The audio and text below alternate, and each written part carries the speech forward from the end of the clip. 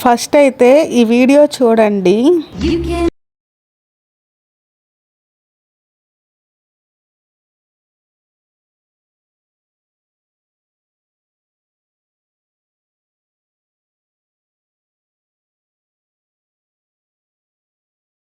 వచ్చేపాటికి background text video అనమాట, cap కట్లో ఎడిట్ చేశాను.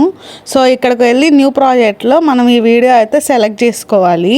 సెలెక్ట్ చేసుకున్న తర్వాత ఎండింగ్ అని మనకు ఒకటి ఉంటుంది క్లిప్, అది తీసేసి సో ఈ క్లిప్ని మనము డూప్లికేట్ అని ఉంటుంది. సో అది క్లిక్ చేసుకుంటే మనకి డూప్లికేట్ వీడియో వస్తుంది. సో ఈ డూప్లికేట్ అనే క్లిప్ని మళ్ళీ సెలెక్ట్ చేసుకొని ఇక్కడ ఓవర్లే అని ఒక ఆప్షన్ ఉంటుంది.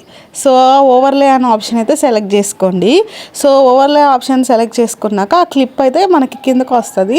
సో మన ఫస్ట్ క్లిప్ ఎక్కడైతే ఉందో ఈ క్లిప్ కూడా అక్కడే స్టార్టింగ్లో యాడ్ చేసుకోండి.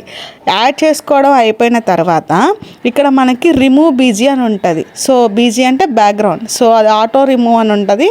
సో అక్కడికి వెళ్ళి ఆటోమేటిక్గా బ్యాక్గ్రౌండ్ అనేది రిమూవ్ చేసేయండి. సో ఇక్కడ మనకి పెద్ద డిఫరెన్స్ అయితే ఏం కనిపించదు. డిఫరెన్స్ కనిపించాలంటే టెక్స్ట్ యాడ్ చేసుకుంటేనే తెలిసిద్ది. సో ఇక్కడ టెక్స్ట్ ఆప్షన్లోకి వెళ్ళి యాడ్ టెక్స్ట్ క్లిక్ చేసి నేనైతే ఇక్కడ దివ్య రెడ్డి అని ఇచ్చా. మీరైతే సాంగ్ తగ్గట్టు లిరిక్స్ యాడ్ చేసుకోవచ్చు, లేకపోతే ఇంకా ఏదైనా యాడ్ చేసుకోవచ్చు మీకు ఏం కావాలంటే అది. సో ఇక్కడ మనం యాడ్ చేసినాక టెంప్లెట్స్లో టైటిల్ హియర్ అని ఒక టెంప్లెట్ ఉంది. సో ఆ టెంప్లెట్ అయితే సెలెక్ట్ చేసుకున్నా.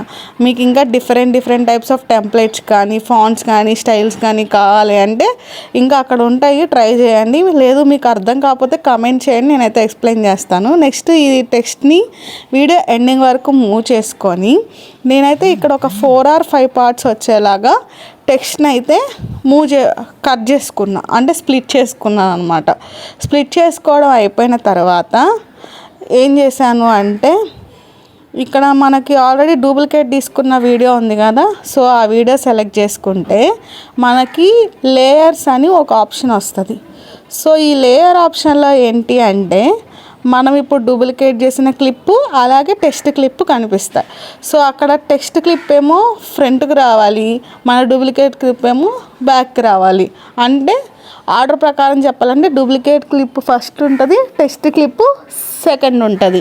సో ఈ విధంగా ప్రతి క్లిప్ని ఆర్డర్లో పెట్టుకుంటూ వస్తే వీడియో బ్యాక్గ్రౌండ్లో మనకి టెక్స్ట్ అనేది అయితే అడ్జస్ట్ అవుతుంది. ఇంకా ఎవరికైనా అర్థం కాకపోతే నాకు కింద కామెంట్ చేయండి. అలాగే మరిన్ని వీడియోస్ కోసం ఛానల్ని సబ్స్క్రైబ్ చేసుకొని వీడియోకి లైక్ చేయండి. మీకు ఎవరికైనా ఏదైనా డౌట్ ఉంటే కూడా కామెంట్ చేయండి guys. That's it for today. Thank you for watching.